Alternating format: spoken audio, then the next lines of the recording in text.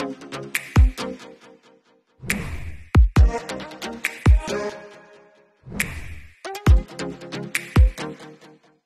guys! Welcome back ngayon dito sa ating YouTube channel. For today's video, magre-review na naman tayo ng isang acoustic guitar na alam kong kilala nyo na yung brand na to. Ito yung Davies acoustic electric guitar pero with truss rod. Unbox natin siya ngayon guys. Alright, bago natin simulan guys yung video na to, don't forget to subscribe, i-like yung video na to at mag-comment na rin kayo guys kung ano pa yung mga gusto nyong review natin ng mga gitara. Guys, ito na yung re-review natin na acoustic electric guitar ng Davies. So kung makikita nyo, ayan, nakabox siya. So i-unbox natin siya ngayon guys. I-check natin kung ano ba yung mga kasama niya dito sa loob ng box na to. Yung mga freebies niya. Tapos yung mismong gitara mismo. So kung ano color to, check natin. Bago nga natin ito buksan guys, sasabihin ko lang sa inyo yung pinaka-price. So mabibili nyo to guys dito sa Music Corner ulit na guitar trading. Sa halagang 1,899 pesos lang. So with truss rod na siya, yung Davies na acoustic electric, yung pwede sa guitar amplifier na with truss rod. Ano bang ibig sabihin ng truss rod guys? Yung may truss rod, yung pwede mong ma-adjust yung action ng gitara or nung string niya. Yung lapat nung string niya dun sa fretboard. So pwede mo siyang i-adjust kung low action or high action gusto mo. So ayun yung truss rod. So ayan, makita nyo ito yung box mismo ng Davies. Ayan, tapos dito makikita nyo na dito kung anong color niya. So ito ay black na with pickup and truss rod. So ayan, naka-check din siya. Makikita nyo ayan, naka-check siya na black. Ayan, tapos ayan lang, ganoon naman yung box niya. So open na natin yung loob. Ayun no. So kung nakita nyo guys, ito yung loob niya. Pag nag-avail kayo, may kasama siyang chord chart. Ito.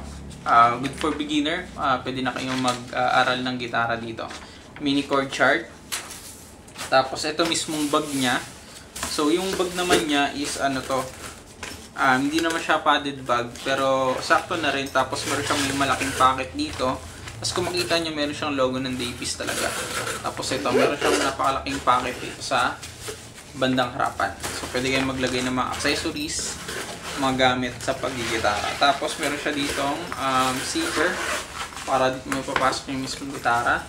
Then sa likod niya meron siyang isang piraso na guitar strap para pwede mong bitbitin. Tapos dito sa left side niya meron siyang hawakan din dito. So ito yung guitar bag. So next naman natin guys, itong kanyang guitar cord. So itong guitar cord na to is 3 meters na daw. So ayan, pwede mo siyang gamitin para ikabit sa guitar amplifier pag mag-gitara ka na with guitar amplifier. So, next naman is itong Davies na acoustic electric guitar set of strings. So ito yung ano niya, string niya na kasama. Tapos check natin kung anong color ng string.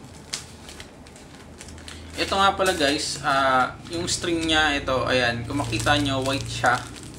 Color white yung kanyang strings. Sang set na yan, Davies din mismo yung brand ng string na freebies. Tapos meron siyang kasamang guitar pick. So ito yung guitar pick natin. Yan, pwede nyong magamit pag mag-strum kayo ng guitar.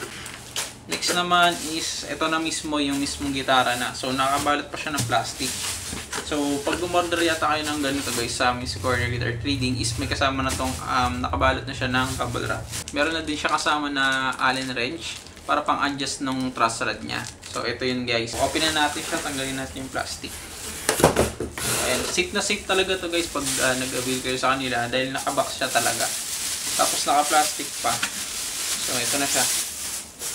Ayun guys. So, napakaganda no. So ito na guys yung mismong unit natin, yung Davies na acoustic electric guitar with truss rod na color black. So dito tayo sa mismong physical appearance niya. So ito nga kung makita nyo, ayan, color black siya, glossy black yung harap niya, yung side niya, tapos yung likod. So ayan. So makikita mo agad na acoustic electric guitar siya dahil meron siyang tone and volume dito sa taas, passive tone control, tapos yung volume. Ayan, dalawa yan guys. Yung nasa taas yung volume, yung nasa baba yung passive tone. Ayan.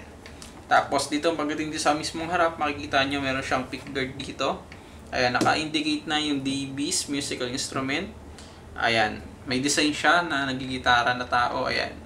Color black siya. Tapos dito guys, mapapansin nyo pag nag-order kayo, akala nyo may kaskas siya.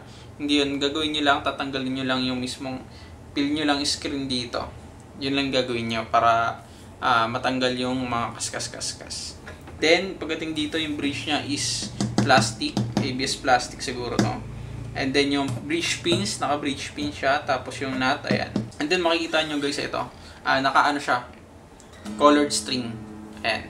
Makikita nyo diba? Para siyang rainbow. Ayan, colored string. Pink, green, bronze, blue. Tapos dalawang silver.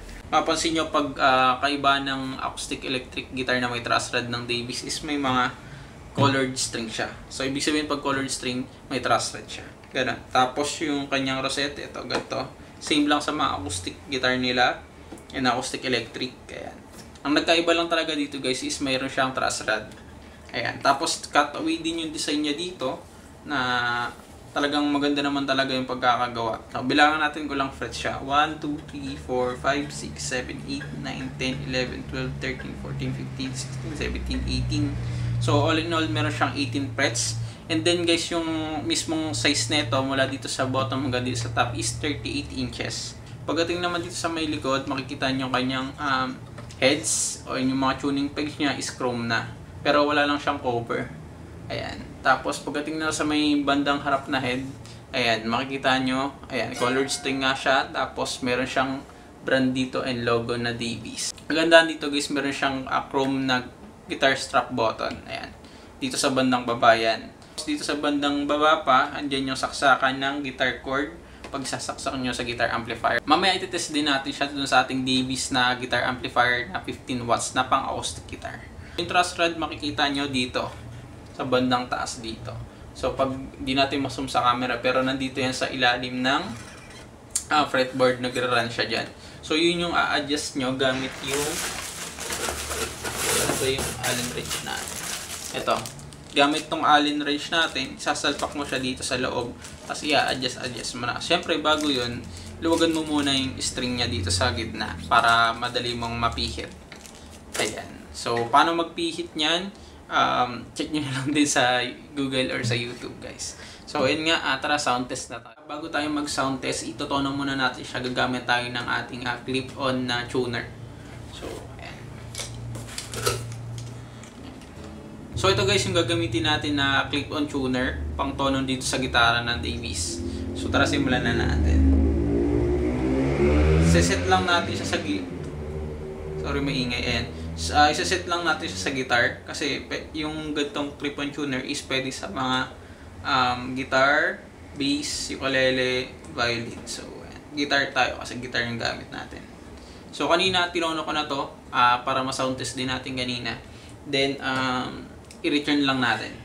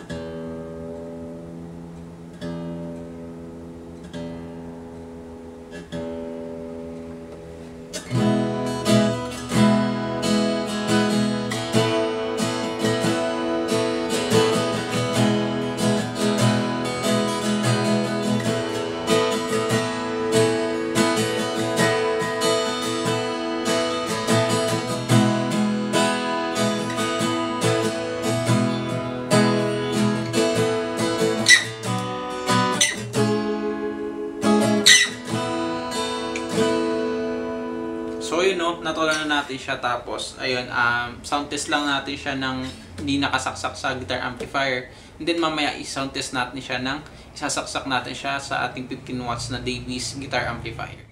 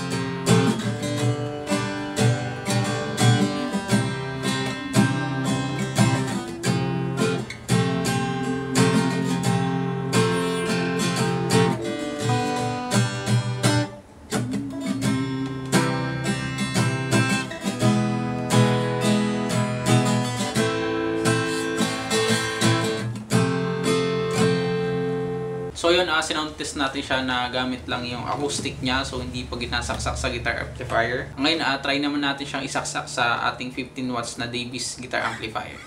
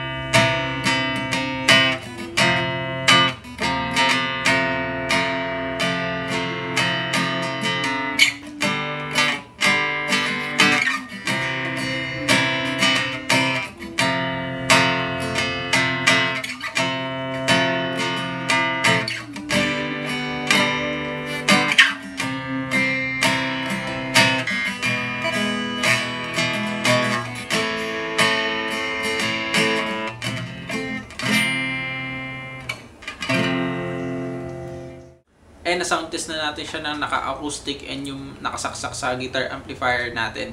So yun nga, kayo na lang bahala guys kung ano yung sa tingin nyo yung sound quality niya, kung okay pa siya. Comment nyo na lang guys dyan sa ating comment section. So mabibili siya doon sa Music Collector Trading. Ayan yung link nila guys sa kanilang Facebook page and Shopee and dyan sa ating description box. Check nyo na lang guys. So yun nga, kung gusto nyo itong video na to, don't forget to i-like, share, and subscribe guys para mas marami pa tayong ma-upload ng mga videos. So ayun, see you guys on our next video.